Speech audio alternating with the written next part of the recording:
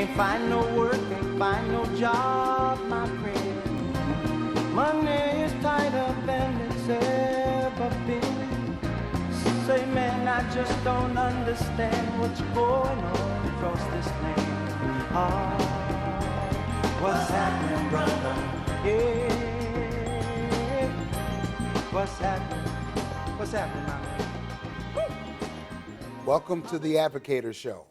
My name is Charlie H. Fisher III, and I'm your host for today.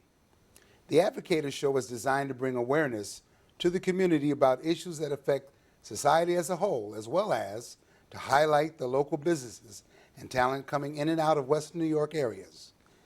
Today's topic is, what do we want? Jobs. And when do we want them? Now. Stay tuned. We'll be right back after this short break. ACBO is a child-based organization, and we are a proud sponsor of the Advocator Show. In advocating for the community, we encourage, as a non-for-profit organization, participation in our early childhood education and training. We look forward to our continued support of the Advocator Show. Welcome back to the Advocator Show. Again, my name is Charlie H. Fisher III, and I'm your host for today. My guest today is my very dear friend and brother, the very Reverend Kinzer M. Pointer.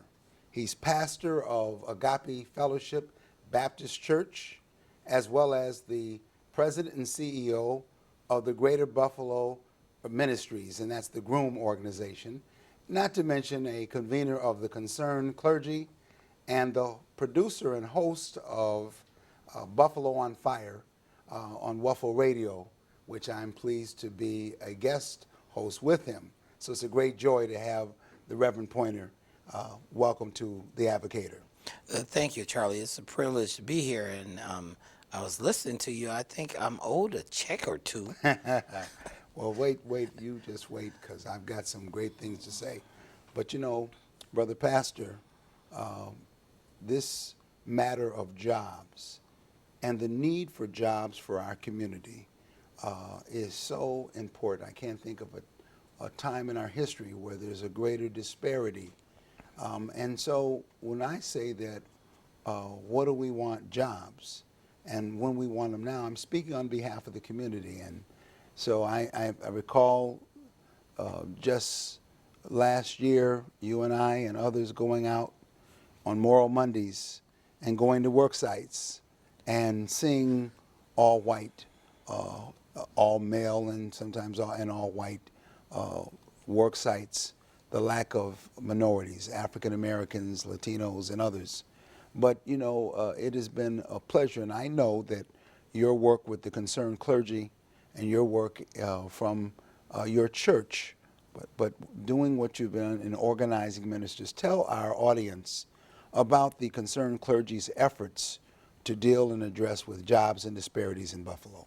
Well, Charlie, we've got a long history of social activism in Buffalo, and we are the inheritors of a legacy left to us by those who preceded us in this community. Mm-hmm. And certainly, growing up as a member of the Calvary Church and worshiping each week with the late William Gator, Bill Gator would say we need three things: jobs, jobs, and jobs. And as a child, as a boy, I had no idea how right Mr. Gator was. But today, in Buffalo in 2016, I would redouble what Mr. Gator said to us, that nothing has changed with respect to that. We need jobs, jobs, jobs. When you look at 40% of the residents of the city of Buffalo living in poverty, when you look at the numbers based on zip code as to where poverty is located, you know that the large majority of those persons living in poverty in this city are black and brown peoples. And one of the reasons that black and brown peoples are living in poverty at such exasperating numbers is because they are not treated fairly in the job market, and they are kept out of the process of having a job, of working. There is a abandonment of the honor of work with regard to black and brown communities. And so, as the Concerned Clergy Coalition, we naturally took up poverty and the lack of jobs, particularly for the whole community, but specifically for black males. If you count the numbers from 15 to 30, 42%. Ages 15 to 30? 15 years of age to 30 years of age, 42% of African American males are unemployed. And that does not take into account the African American males who are incarcerated. And one of the reasons we see the high levels of incarceration is directly tied to the lack of jobs. And so as pastors, we've said we must do everything we can to move the needle on poverty. And the first place to start is in jobs. And in a community where there is nearly $20 billion of economic revitalization activity over the course of the last several years and of the year that we're currently in, thousands of middle-class jobs have been created. The tragedy is that there is no impact in those impoverished zip codes. Well, you know something, though. There's a new paradigm. There's a new arrangement. And what's unique about this, because it's been bad for the black community and the Latino community for a number of years. Puerto Ricans and African people have been catching hell, if you will, in the job market in Buffalo for a long time. It's the fact that clergymen and clergywomen, pastors and leaders in the religious community are out front now and are not waiting for the traditional civil rights or political leaders to speak for the community. And yes, your pastor, the Reverend, your late pastor, the Reverend L.T. Boyce, was a fierce advocate. But he always, you would see him work with Arthur Reeve, Leroy Coles, Dan Acker, Reverend B.W. Smith. That's right. Even though Reverend Smith was an anomaly for his time. But I see the Concerned Clergy as being very impatient and not working simply through the traditional leadership pockets. And that's something unique that you brethren are doing that has been very, very admirable. Tell us a little bit about that. Well, we pastors got together and we simply decided that the best way to do this is to work together. Because look, the truth is, no matter who you are, we're better together than we are apart.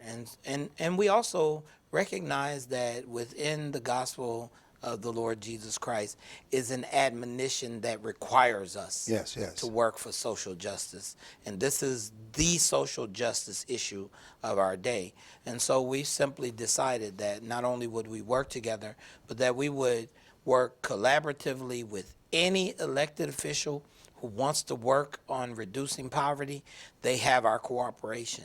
And for those who are still standing on the sidelines watching, we're saying to you, either get in the game or take a vacation, a long vacation. Well, that's something very strong. And I know in another show we can really get into the Buffalo Strike Force, but a series of initiatives have come out of your work, meetings at Mount Olive Baptist Church and other places, at Lincoln Memorial. You've had meetings in a number of venues. But ministers have come out with some tremendously brilliant ideas that you intend to put them into action and implement them with the support of the existing leadership or without them. If you have to go around them or go through them, go over them, you will. We would prefer to work collaboratively with everyone who's in place. But if we get to a place where we discover that those who we've elected to political leadership are not doing what we need them to do as a community, we're ready and willing and able to make sure that they go into their good night. Well, and I can imagine what it'd be like in one of those meetings with, say, 25 pastors and a certain political leader that is well known. But in that room, it's a great equalizer, and you're faced with 25 eyes on you. And I think that's, I think, a powerful weapon.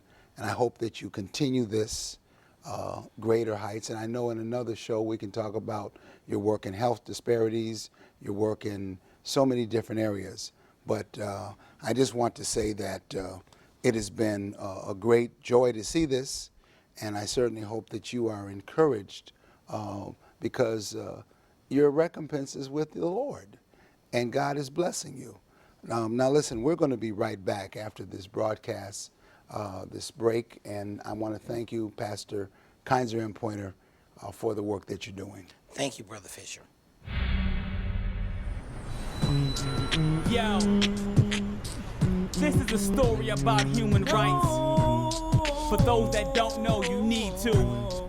Yo, a starving artist, but his lyrics so worldwide. His friend and manager was a snake in disguise, and he was bitten. His song sold without his permission. Saw his record on the shelf, the snake had stolen his vision. But knowing his rights, he could protect himself. Fair treatment by fair courts, he got the law to help. The other dude just sunk weak, looked like a punk, could hardly open his mouth to speak, popping that jump. You better get up, stand up, if you've been done wrong. You better stand up for your rights like that Marley song. Get yourself represented, lawfully defended. Know your human rights, don't ever surrender.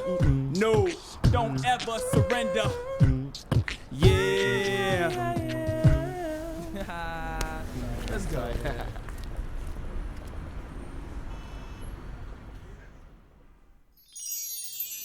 Welcome back to the Advocator Show. Again, my name is Charlie H. Fisher III, and I'm your host for today. My next guest is the Mrs. Leslie Haynes. Mrs. Haynes is a world-renowned activist. She's known in the cyberspace as Peace Sojourner and is internationally acclaimed. She's a writer and writes a column for the Criterion about the 4 E's. Is it 4 E's? Going green. Going green, yes. But she has been a member of the NAACP now since 1963. She and her husband were there on the front row of the speech, the March on Washington and the I Have a Dream speech. But that really doesn't characterize Leslie Haynes. Today, she's a member of the BUILD organization as a member of the board of directors. She's involved with Stop the Violence Coalition, We Are Women Warriors, and so many other organizations in this city on all quadrants of the city. But as the chair of the Contract Compliance Review Committee, she's been involved in the work of jobs. And as I said, the theme of this show is, what do we want? Jobs, and when do we want them? Now. And so on October 9th, the organization had a protest, and you were there, right? I was there. Mm-hmm. We've had 18 meetings of the community. We had another protest on Martin Luther King's birthday. And then just this past Wednesday we had the meeting, the protests involving, or rather just the other day with the Harriet Tubman rally and march and caravan. Mm-hmm. I want to just welcome you to the program. Thank you. And I want you to talk in your role, wear many hats, but your role as the Jobs Committee chair of the Jobs Pipeline for the Contract Compliance Review Committee. Would you tell the community what we're doing in the area of jobs and how they can participate with us? Sure. Well, good evening, good afternoon. Charlie mentioned the standouts that we had. And we initially, when we went to Solace City, we started having meetings. And what happened at those meetings were many unemployed people were showing up and joining us. And we were learning about their problems in getting employment. Mm-hmm. And what was rather startling to most of us was that many of them were members of the unions and who were still not able to get work. And so what I now, after all these months, I find myself, I've sort of in a position that I wasn't expecting when we started, in that we have so many people that come to the meetings who are not employed, and so we've encouraged them to bring their resumes and their contact information. We've also, I've trained quite a few people on how to complete a resume so that they can present it. And so now we have a stack of resumes that we're handing out to various groups in the community, trying to match up the people with the jobs. The day that we were standing out there, I didn't imagine that I would be doing, actually doing match-up employment with people, but it's very productive and it's very rewarding because we have ages from 16 years old, and I think the oldest applicant is 59 years old. And at our meetings on Thursdays, what is really touching to me is that many of the people that come, they tell us their stories, and it's not, there are rumors that people who don't work don't want to work. It's just not true. There are so many people who are seeking employment diligently and are turned away. Well, Leslie, now we're not, I'm saying we because Yeah. I chair the event along That's with right. Betty Jean Grant as co-chair. But we're not an employment agency. We're No, not we're not. funding. We don't get any money for this. But we couldn't have these many come and raise the hopes, raise the issue, and then not try. This was sort of forced on us because of the press. Would you agree that this is something we compelled us to help find jobs? When we say we want jobs, some people, some agencies, some businesses say, okay, what do you have? And then, of course, we're pressed to show what we have and show the qualified people. I'm surprised that as you've been bringing to bear, and this Solar City issue is something you personally have been talking to me for about 2 years. Yes. Okay. But clearly, I'm surprised that there is such a demand, and it's thrilling to see so many qualified people. Now, again, I know some of the people there aren't have the deepest credentials and qualifications, but we have some that are just amazing. It's such an interesting cross-section of skills and backgrounds. Would you agree? I would agree, and something that we both neglected to say was that mainly the people that come to the meetings are African American and Hispanic, primarily African American and Hispanic. So we have, and the reason for that is because of the disparity in the hiring and the quotas. The quotas aren't kept, and we've been protesting that. But the people that do come to the meetings, they are one. I was thinking recently, one gentleman, he told us that I think he's 39, 40 years old. He's in the union, looking for work, and he hasn't been able to find work. And he told us that he was so humbled, that it was humbling, that he had to call his 72-year-old mother and ask her for a loan so that he could feed his children because he just can't get employment. And this is pretty typical of many of the people that are coming into the rooms to join us. So it's just as the word gets out, just the meeting this week, your phone went off a couple of times with people offering work. And you called out into the audience, does anyone have a license? So people are matching us. The word is getting out that we're looking for jobs. And the other place that has been very successful for us, we talked with Roswell Hospital, and they are doing a very good job in attempting to match up people with work over there. They've been very cooperative. And you're the person who's communicating with them. Yes. As to the resumes that we send them. We send them a large stack of Yes. resumes.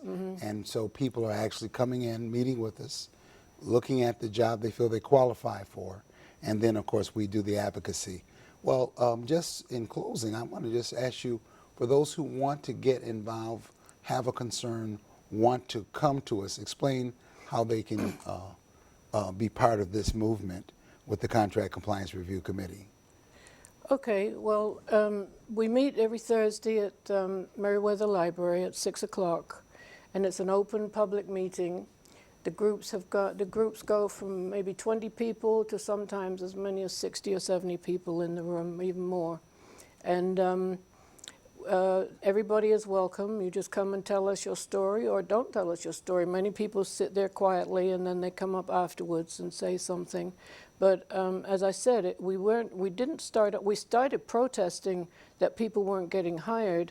But what's happened is that now we are finding ourselves able to actually seek employment for people, and we're having success with that.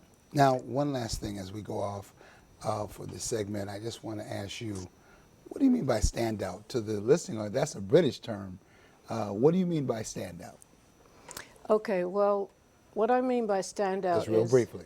I've been a social activist since I was 16 years old, and we call it standout or we call it protest. There's a difference. So when I say standouts, we're standing out, making a point. If we're, as I said to Charlie, if we're protesting, then we might lay down on their property and refuse to move. But a standout means that you're standing. Well, thank you again, Leslie Haynes, for the work with the Contract Compliance Review Committee, BUILD, NAACP, Push Buffalo, and so many other organizations. We'll be right back after this short break. Thank you.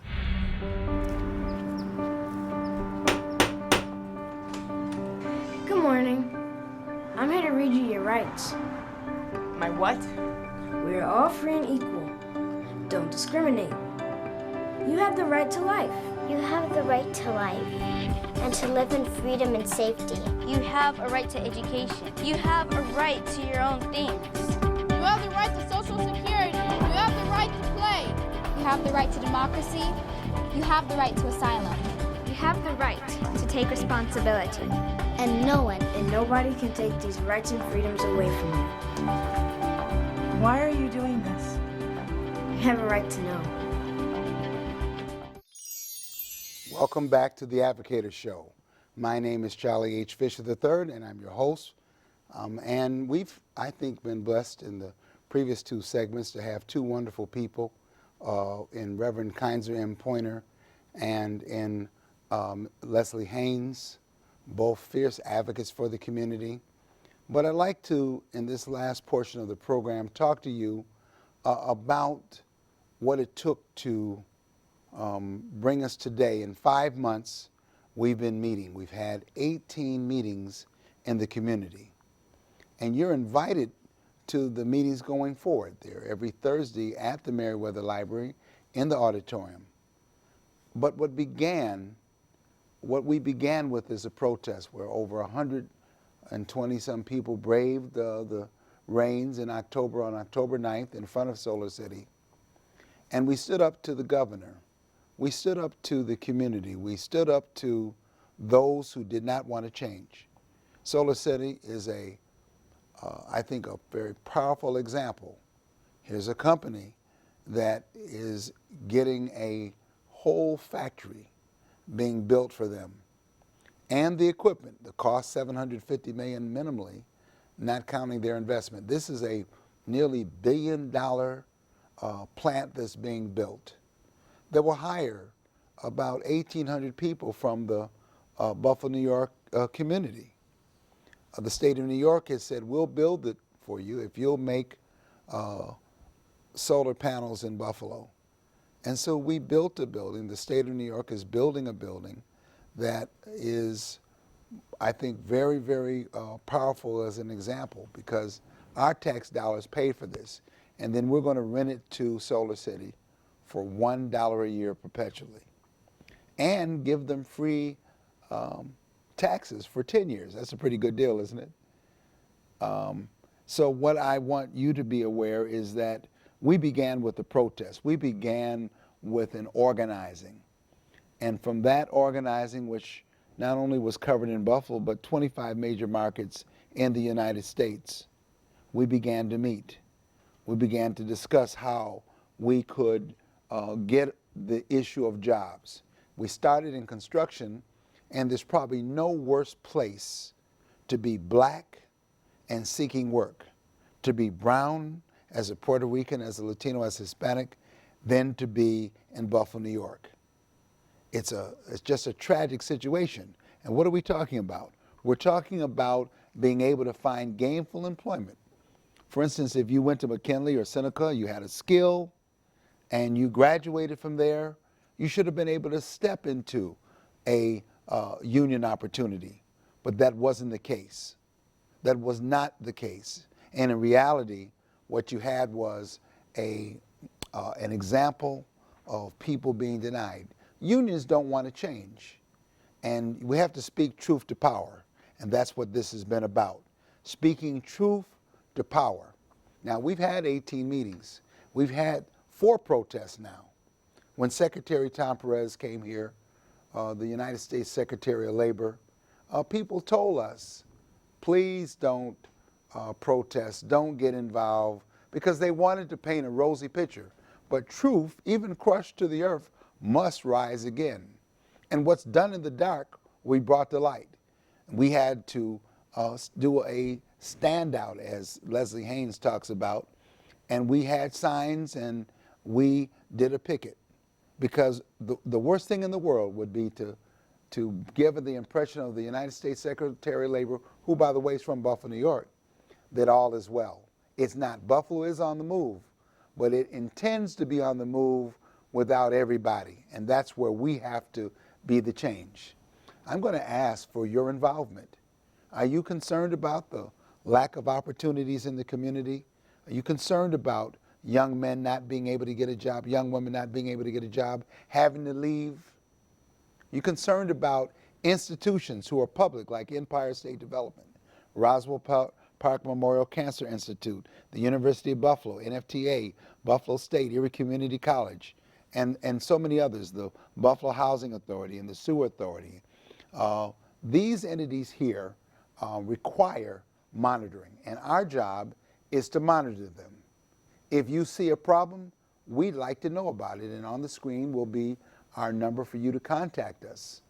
We'll come and we'll fight for you. And what we've decided to do is we decided to be the arm of the community. We're not there to do the PR and the soft dance, soft shoe, politeness, pretty picture. We're there to do the fighting. We'll fight for you. So, we're showing you where there is great injustice and disparity. We want jobs, and we want them now. For who? For members of this community, especially young men and women from the African American and Latino community. We're not begging and pleading, we're demanding it. But I need your help. We need your help. Come out to a meeting on Thursday. Every Thursday that's not a holiday at the Meriwether Library on Jefferson and Utica. Come out at 6 o'clock. We're there from 6 to about 7:30, quarter to 8, and you'll find the information. Maybe it's the information you need. My number, you can reach me, and I'll meet with you. Leslie Haynes is the person who takes those resumes and takes them in to be at a union or Roswell Park or wherever we're going. Betty Jean Grant, our co-chair and co-founder, a great legislator, a fierce advocate, she's there. Her office is available. We'll work with you. We'll help you. We'll do what we have to do. This has been Charlie Fisher with the Advocator Show. We're going to continue to bring you quality information. We hope you've enjoyed this program to bring awareness to the community. God bless you. We'll be back again with the Advocator Show. Until the next time, God bless you.